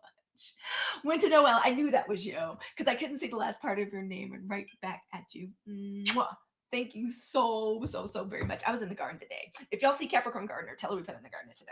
And so I thought, if I could represent the 92%, and why wouldn't I do that eventually at some point? I am a thought leader and a content creator for Black women in the 92%. And it is why I created the Hey, It's Alecky podcast, which has dropped its most recent episode and is available every place that you listen to podcasts, including Spotify, Apple Podcasts, and YouTube Music. But if I was sent in on behalf of the Black women in the 90% with Target to say what our ask was, I was like, what would I even ask for? What could they possibly do? Because I, like everyone else, has decided, every other black woman, the 90% is like, yeah, we're not shopping here. We're not doing that anymore. You're not getting our money. We're being very picky. What would I ask for? And I would say, oh, very easy. I was like, okay, I got my ask. It's kind of impossible, but they can make it happen. They could actually make it happen. I was like, this is the list of every single HBCU in the United States. And this is the list. Those are the ones that have endowments. And we need for you to match 10x everyone's endowment, and we need to make sure that every federal grant that we're in danger of losing or we are losing, you make full restitution for. Thank you, Target. Now, if you do that for every single HBCU in the country, we would love to start considering getting back into your stores. If you do that, like, as I was thinking, like, what would we ask for? It would need to be gigantic. And I think that's a good ask. Make every single HBCU in the country, make it absolutely fully solvent for the next 30 to 50 years, endow every single chair, and make sure we've got a nice, big, healthy endowment. So for the next 10 years, we don't have to worry about any federal funding being pulled. Thank you. We look forward to hearing your answer. In the meanwhile, we'll be growing our own food, upcycling, buying direct from seller, and becoming more self-sustaining and saving our resources. Thank you. That's what we would do. I love your, oh good, had to take a salary cut. They all need salary cuts. I have to tell y'all, I've said this before. I think that the economic boycotts are the things that make the most sense because it's the only thing that matter to these people. Did you all hear? That's another thing for the weekend review, and is another reason it made me very happy that this was This was the podcast episode, and the name of the episode is We Are the Storm Riders. 92% we are storm riders. The original storm riders are black women. There's no storm that could come at us we haven't already like ridden out, and we're gonna do it while maintaining nice, crisp, clipped ends, clear skin, white teeth, and good eye and nail health. We're gonna do it. I am claiming that for black women. We're gonna get this. Empower says definitely shopping more locally. Yes, somebody was just talking to me about going to their little farmers market. Will wean off of Amazon after I move house, and it is hard. Don't get me wrong, but I'm working on it. There used to be boxes showing up at his house every day. I'm embarrassed to say it, but it's true. There used to be boxes showing up at his house every day. Nothing. I didn't even know what I still had in my cart. And this summer, and I am she of the maxi dress. I ain't never met like an Amazon maxi dress or a sundress I didn't like. And if they mess around and like make it in a yellow, oh my goodness. Do you know how hard it is for me to have not ordered like 10 different $15 like maxi dresses or sundresses? Oh my goodness. Like it's hard, but we can do it and it takes time slowly. Everything can't be done immediately. We're going to have patience and grace with ourselves, for ourselves, the way we've done for everybody else for forever. Okay. Uh, y'all. Oh, one last thing before I let y'all go and I go murder this hamburger in here because I did not cook tonight. My daughter's at prom again, y'all. Oh, let's just say, tonight, let's just spread a little protective, loving energy around all of our kids that are prom this weekend. My local high school's prom. My daughter has gotten the dubious distinction. She would not want me telling business like this, but the way I grew up, like you did not go to prom if you weren't a junior or senior. Like we weren't allowed to go to prom with anybody that was like older than us. But we're letting her go to prom. She was invited. It was a big thing, nice young man, so we're gonna let her go.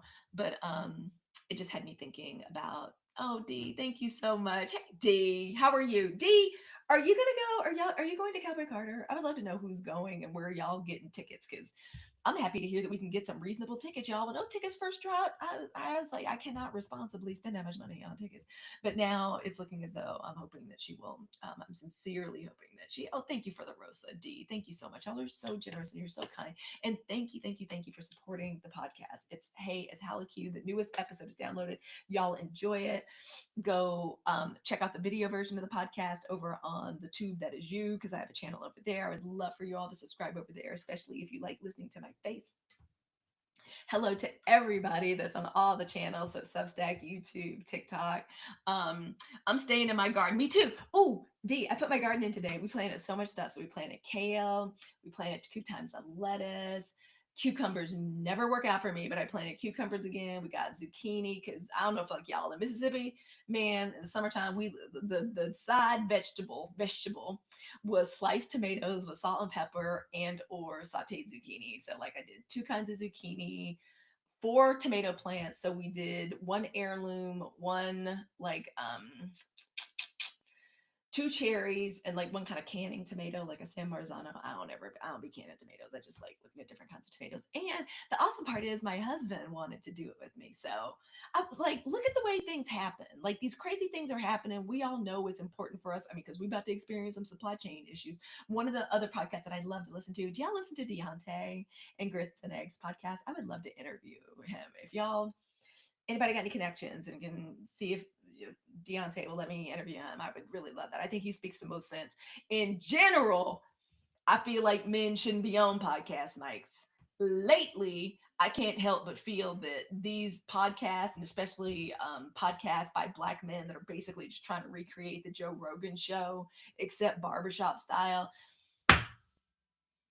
Did y'all see like Martin Lamont Hill trying to explain what empirical evidence and data is like this week on that podcast, on Joe Budden's podcast? Did y'all see that? I did a video on it. Y'all go look at it.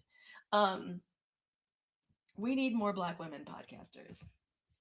Okay. And so after seeing this, and so just to give you a little brief synopsis of this, and everybody get into your gardens. And if you don't have a garden, because my sister, who is a master garden, didn't have a whole garden anymore. She's in an apartment, she's going through divorce.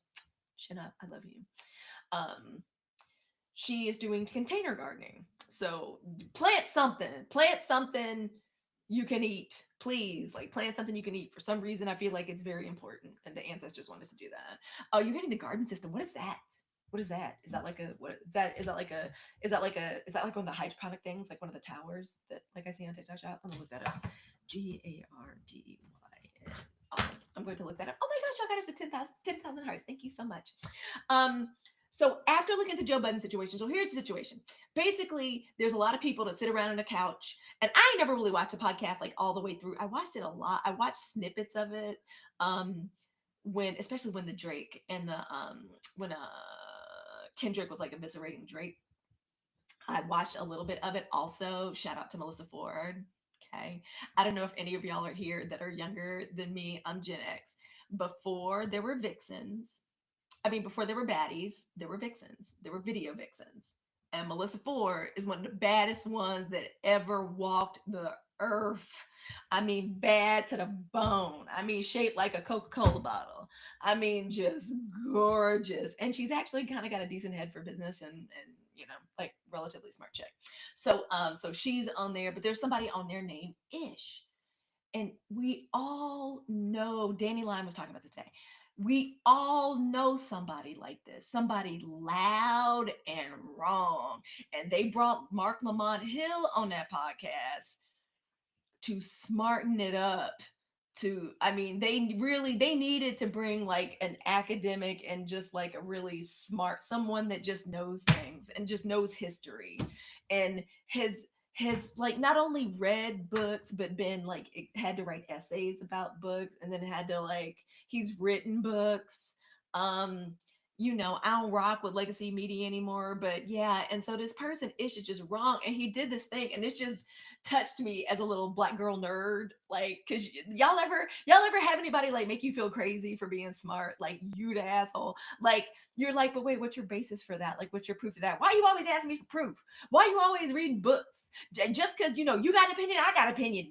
Either one could be right. And that's what I was like, no, no. That's why I don't F with or argue with or engage with people from the other side politically right now. I don't do it because they don't argue or debate in good faith. And I take that seriously. Y'all's little favorite thought creator and thought leader and content creator for Black women 19%.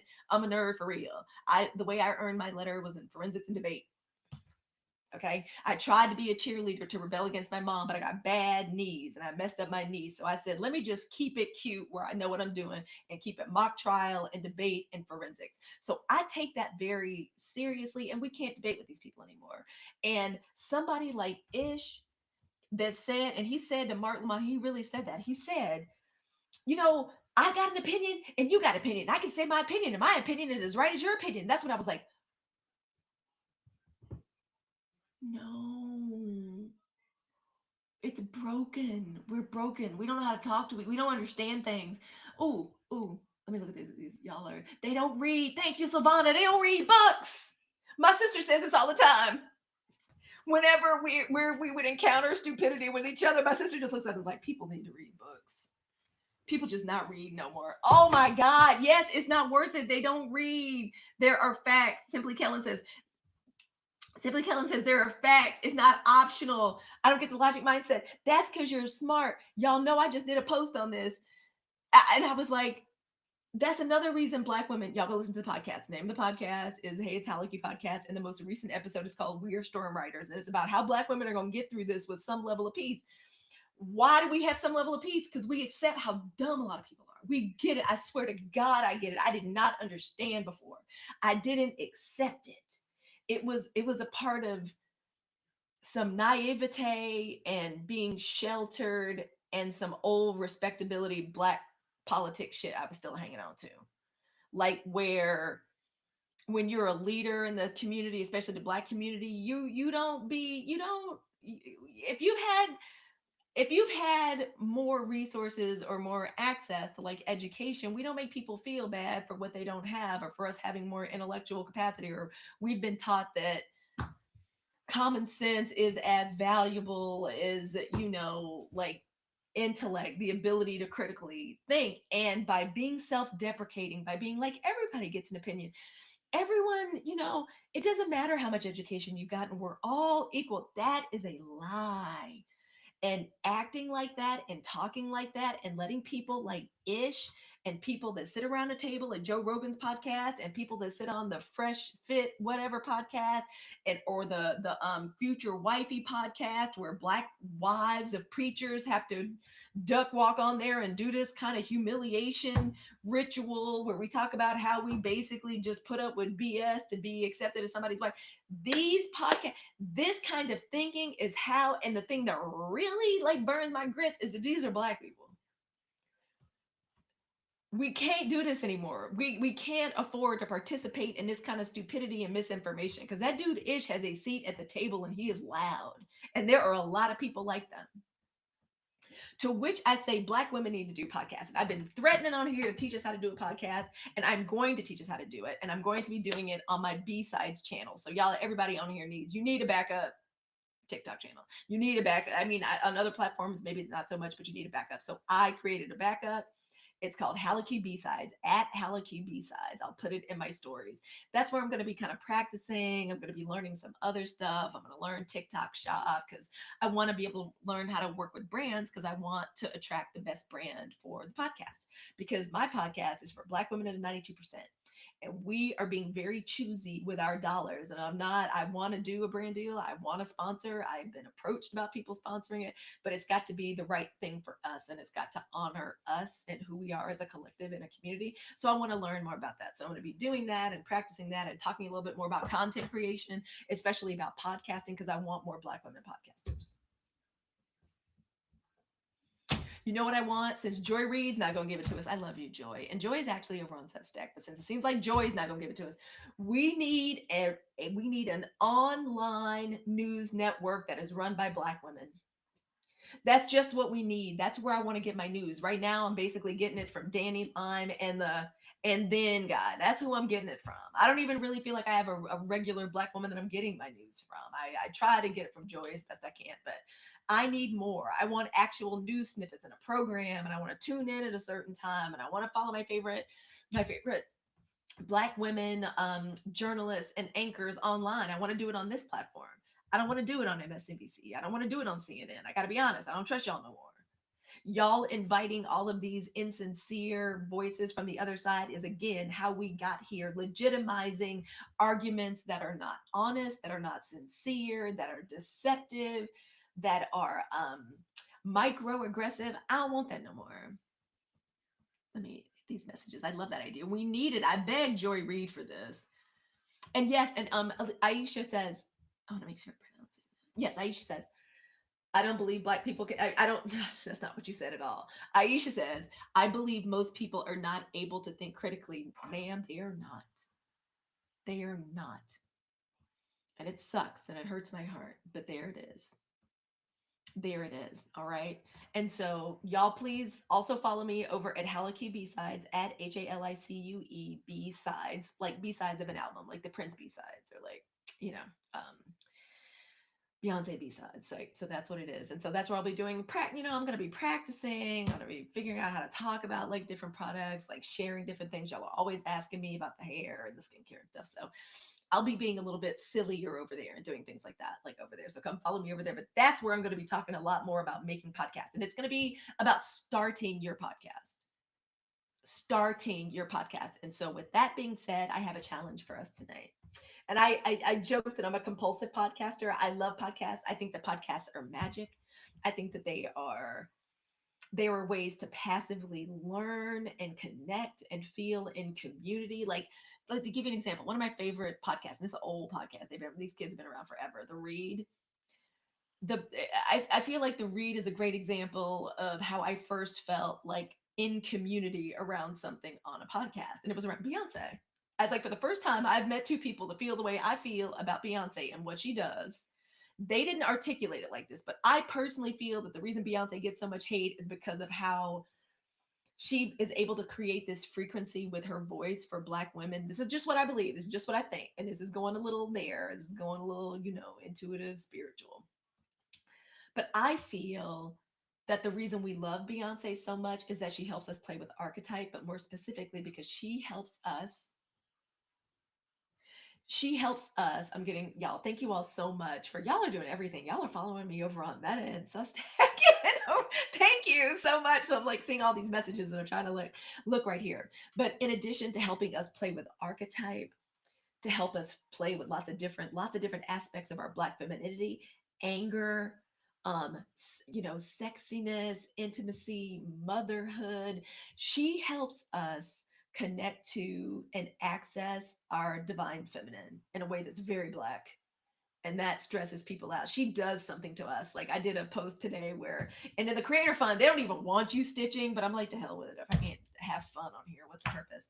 But it was like that person that there was somebody doing this monologue. It was a preacher talking about how her shows are demonic and da da da, and it's a ritual. I was like, you damn straight, it's a ritual. It sure is. It gets all of us tuned into our main. Like, what does Cat Williams say? Beyonce helps us get in tune with our star player as Black women, and we feel it together. Not just Black women, but us really, like really. Love, joy, yes. So, y'all, I've got a little bit of a challenge for us as a way to get started. So, y'all go follow me over on the B sides, but just to, kind of tease the channel and to get us ready and to get us thinking about, do I want to start a podcast? Have you ever thought about it?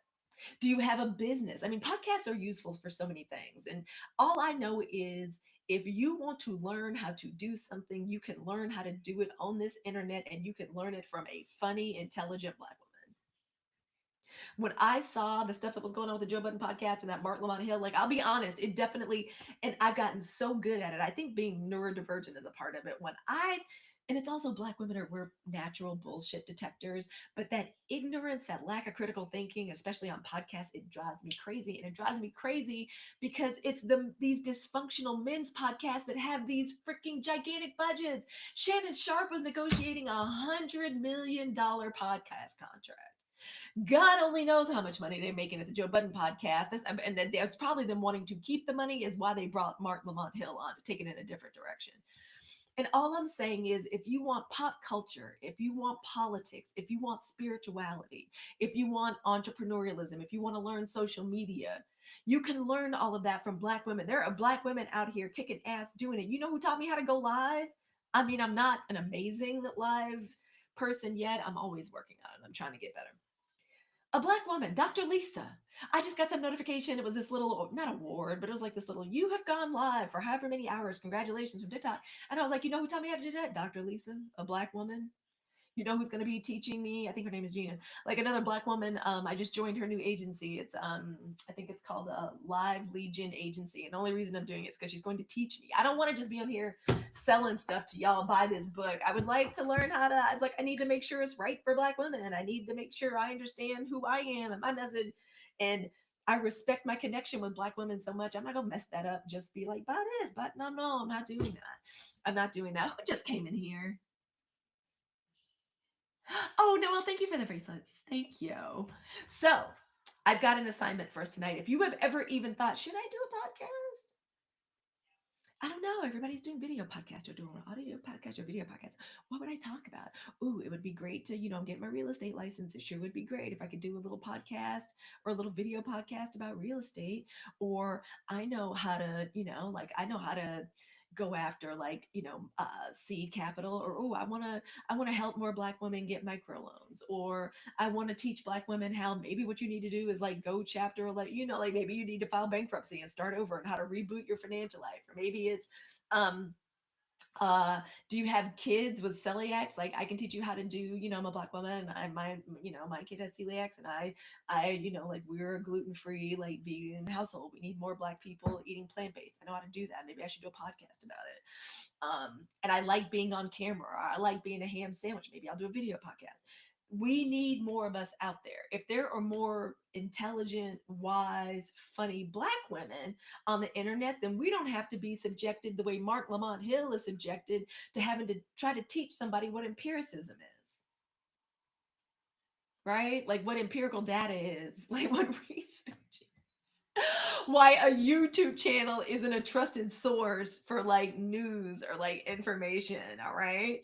So y'all come join me over on HalloQ B-Sides. It's at HalloQ B-Sides. It's my backup channel. I don't have any other channel. Those are the only two I have. Also, people love creating kind of scammer accounts and imitation accounts. I need y'all to know I would never reach out to you to try to sell you something or something like that. I don't.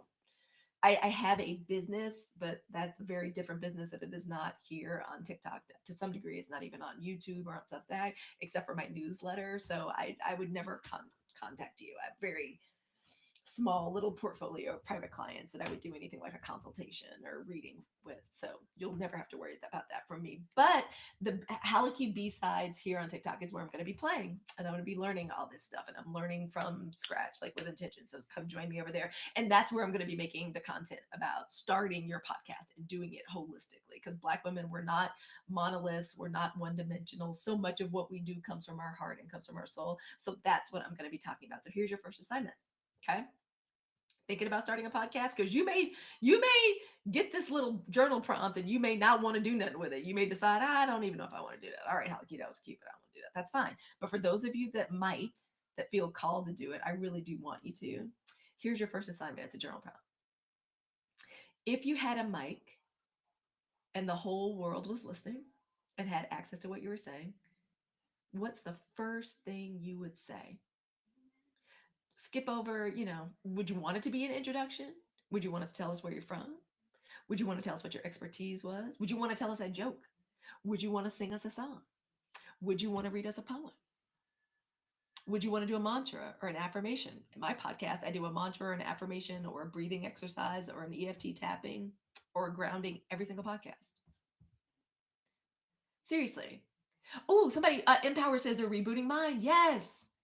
And it's okay. I have three podcasts. My first one was called The New Hoodoo. It was about hoodoo futurism. The second one is Melanated Mystics. That one we're probably going to, I really love giving all my time to, hey, it's Hallicube, but Melanated Mystics is about tarot and astrology for Black women and how we just, kind of use them as tools to get to know ourselves and investigate ourselves. All right. You may have more than one podcast, but for those of you who are thinking about starting it from scratch, starting fresh, if you had a mic and the whole world was listening, what would you say? Ooh, Silvana says, I'm thinking about it, but something I want to discuss is FUBU. I take that to mean for us, by us. I know mixed company will arrive. I know. Okay. Oh, I see what you're saying. Yes, I understand. You have something you want to talk about. I get you. Please. Yeah. Maybe I should do a subscriber only. We can talk about it there.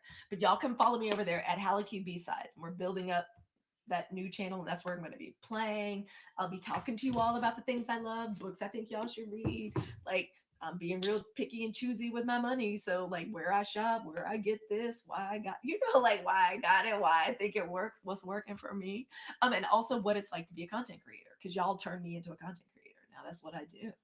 And I do want to talk about my journey, and I want to bring other Black women on. I want to be on your podcast. I want to interview you on mine. I want to hear about your business. Okay, so I want you to drop that in a comment on my first post. Oh, you know what? Yeah, y'all can follow me because I want y'all to be putting it under the post, and it'll help me figure out like how to, I've already got it structured. I've already got like all the first 10 like posts about it already set up and ready to go. But I always want to keep it flowing and I want to keep it loose. So y'all, it is late. My hamburger is cold. Gotta go warm it up. The new podcast episode has dropped. It's called The 92% We Are Storm Riders. It's about how we are going to ride this storm out together and looking good and feeling good, like while we do it together as Black women in the 92%. The new video version is over on YouTube. Is it also on Substack? But y'all go follow me over on Substack and check Substack out while you're there. You can just follow and kind of use the notes and social media. But if you want to have an online presence, if you want a podcast, actually, and that's where I'm going to be teaching us how to podcast. That's where our podcasts are going to live. We're going to be using Riverside to edit, and we're going to be recording our podcast. You can record it over there on Riverside, but it's going to live someplace. It has to have something called an RSS feed. And so mine lives on Substack because I can have a newsletter for my podcast community over there. I can do short form, long form. There's notes, there's live. I'm going live now to Substack. I love it. Thank you all for coming in and getting your daily heart. So go follow me over there as well. And I just want to say thank y'all for hanging out with me. It is so important for me to connect with y'all and get this pent up energy out after I actually get the podcast loaded. So thank you for letting me come to you on fumes. Y'all also don't know that what you've helped me do is work through my mom nervousness about my little honey bunny, my little scary Scorpio being out at prom at night. It's this is a new kind of parenting for me. prom, like when I was growing up, all that stuff was very, it was, I grew up in a very strict household. So this is like a new way of doing things for me, but I still have a little anxiety. So thank you all for helping me talk and work through that too. Goodness, I have 5 more messages. Y'all be, I love your life. Thank you, Aisha. Thank you. I appreciate it. Y'all, this is the lives, the podcast. It's my love letter to Black women. I'm the luckiest person on earth. Y'all, I get to make content for Black women. I get to try to be my best self in order to help us find our voices, to keep ourselves safe, and help us restructure.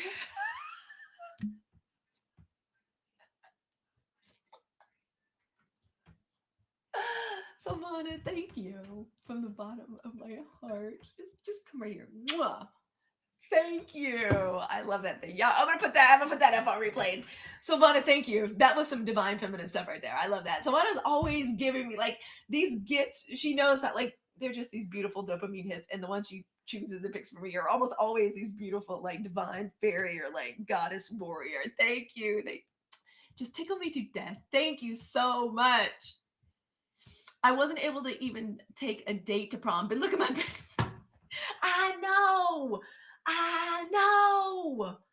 But you have to like it's I was just telling somebody this. Like when they don't I don't know, when they act responsibly, they make good decisions, they stay in touch with you, you have good safety system and safety nets. Um I don't know. You gotta trust them. Like I feel so much. Our parents, especially if you grew up down south and you're a Black girl and you have strict parents, you know so much of that. A lot of it is just dysfunction and legacy of slavery. Oh, thank you, Empowered. Oh, thank you, little deer. Thank you, little deer. It's so funny. There's deer all over here, and since it's Northern California, not that many people hunt. As a Mississippi girl, all the little pretty deer around here crack me the fuck up. I was like, y'all are the most unstressed deer on earth. Y'all would never survive Mississippi. Like you would never ever survive. Thank you for that. Those are so beautiful, girl.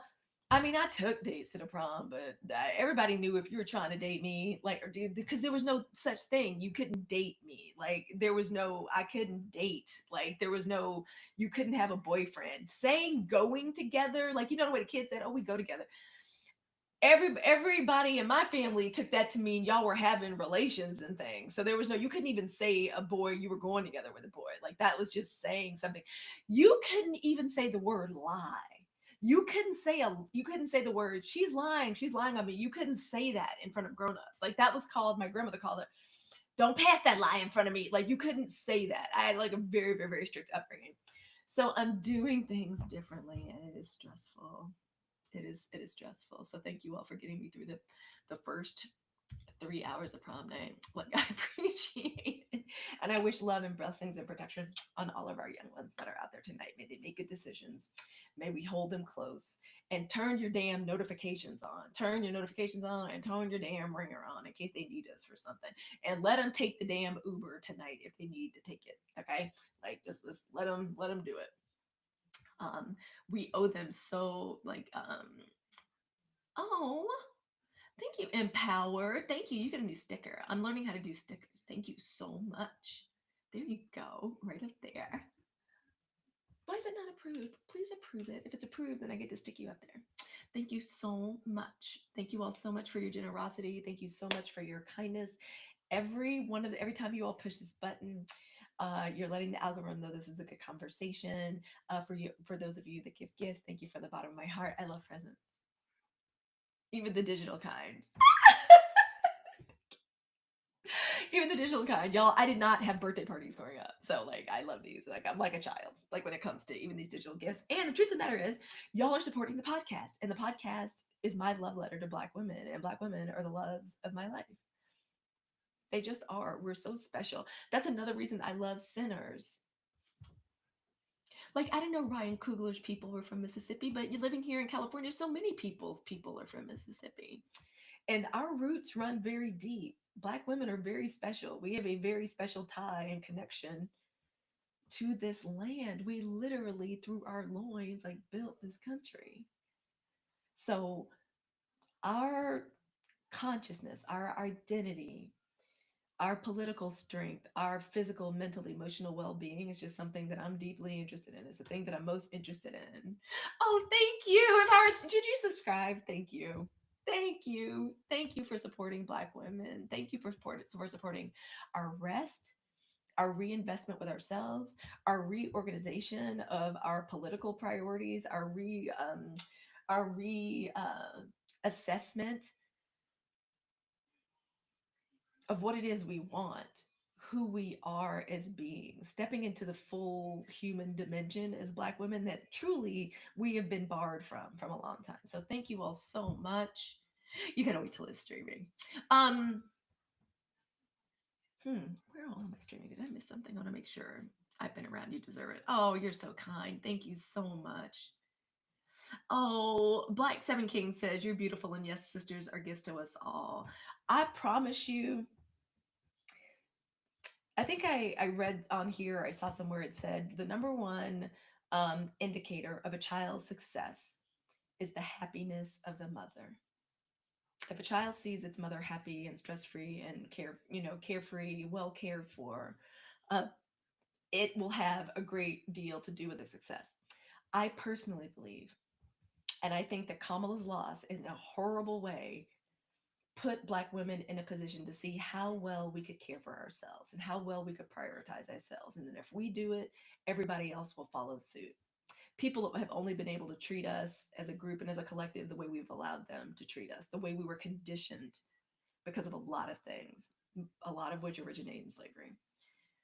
And we're changing that. And that's going to be hard for a lot of people, even for our own people, even from some of our own sisters, even from brothers. It's going to be difficult. A lot of people have been used to having direct, unfettered access to everything valuable that we have to give to our detriment. And we are changing that now. But I promise you, it's going to be for the best. I swear, I feel one of the reasons this nation is in the place it's in is because of the way it's treated Black women. And now we're going to change that. They may be burning it down, but we are damn sure taking care of ourselves and prioritizing ourselves. And since everything comes from us, nobody can give birth or life to anything but women. We're about to radically change things. And when you all gift and you resource and you support Black women, I just sincerely believe that it's going to make things better for everybody. Because again, as I love to talk about, who can be counted on to do the thing that is right for everyone when it really matters? Us, Black women. You're welcome. And right now, Black women are under construction. We're taking some time for an upgrade. We're going to stay in touch with you. Some of us are going to be creating, we're going to be making our own channels, we're going to be making art, we're going to be running for office, we're going to be starting businesses, we're going to be getting degrees. And I know the storm is here, but that's all right. Black women are here. We're going to ride it out. We're going to write it out. Enjoy the podcast. The name of the podcast is Hey, It's Halleck. And it's every place you listen to podcasts. To my home people, to Savannah, D the Queen, Aisha, thank you, thank you, thank you. Um, I do not have my glasses. And Mr. M Powers, I'm so sorry. Where are my Wendy Williams glasses? Here they are. I'm sorry. Sometimes my old AKA Leoness takes over and I don't put my glasses on the way I'm supposed to. Y'all forgive me. Be patient with me. She's not through with me yet. To Empowers, thank you so much for being my number one gifter. Thank you so much. Oh, it's called Woodland Wonder. I love that. I can't wait to go back through the highlights. Joe Mama, thank you. It means you're doing the right thing. Y'all are the best. Thank you for letting me hang out and spend more time with you. I'm going to be doing my lives more regularly. I'm going to try to go 2 days on, 1 day off. And I love y'all. Listen to the podcast. Tell me which videos you all enjoyed this week. I'm trying to share a little bit more of my life and what I do, and I hang out, a little bit more of my family, like in my stories. You all can follow me over at Halleck B-Sides over on TikTok. Thank you to everyone that joined tonight via YouTube, via Substack. I love y'all. Substack, especially Sweet Kisses. I love it so much over there, and that's where I decided to build a podcast and to it's our permanent home for the podcast and for to me, I'm trying to build a movement for the 92% over there. And it's a wonderful place. I really love the platform. And I love y'all. Oh Lord, my husband's sending me text messages. Time for me to head on in. All right. I love y'all. I love y'all like play cousins. As I say, every single sign off on the podcast, I let the beautiful, the bold, the brilliant Black women of the 92% know that you got direct access to all the love in my heart. And if there's anything I can do to say, to inspire, to educate, to inform, and to entertain us, I'm going to do it. So, all the love in my heart to you. And to those of us that rock with us and that support us and support Black women and support Black Women's Rest. And to everybody else, I want you to have the day that you voted for. Oh, thank you. Thank you. Hey, and y'all let me know if there's somebody you want me to interview or if you all want to have a group conversation because they really want us to do multi guests. And I love that. I used to love that from Clubhouse. I used to love moderating and having panel discussions. Y'all want to have a panel discussion? You have somebody you want me to talk to and that you want me to interview or for us to have a chit chat? Let me know. Okay. Let me know. Love y'all. And go follow me over on B-Sides. And remember your assignment. If you are considering starting a podcast, and if Joe Budden and that dude Ish have taught us anything this week, is that we need more Black women on the internet. Remember, first assignment, be thinking about this, write about it, journal about it, pull cards on it. If you had a mic and the whole world was listening, what's the first thing you'd say? Because let me tell you something else about the power of a podcast. Anybody else that has ever known you your whole life will have access to what it is you're saying and what you're talking about. So you really do need to treat it like if the whole world was listening, because the whole world could listen. There is the potential for the whole world to listen, and the whole world ought to be listening to Black women. Think how much easier and better we could get through this hellscape that we're dealing with right now if people would just listen to Black women. So I want us to take it seriously. Seriously. What's the first thing you say if you had the mic? Okay? What would you say? Because you're going to have to get used to saying it. And you're going to have to get used to saying it over and over and over and over again and talking about it while you press record. And then when you're living your regular life, that's your job. It's something you create, it's your art. You're going to talk about it. Okay? Hey, Black Kings, thank you. And you get the final rose for the night. Mwah. Right back. Okay? So think about it. And then tell me about it. Come in the comments. Put in the comments over on YouTube, under on Substack, or right here on TikTok. All right. I love y'all. Good night.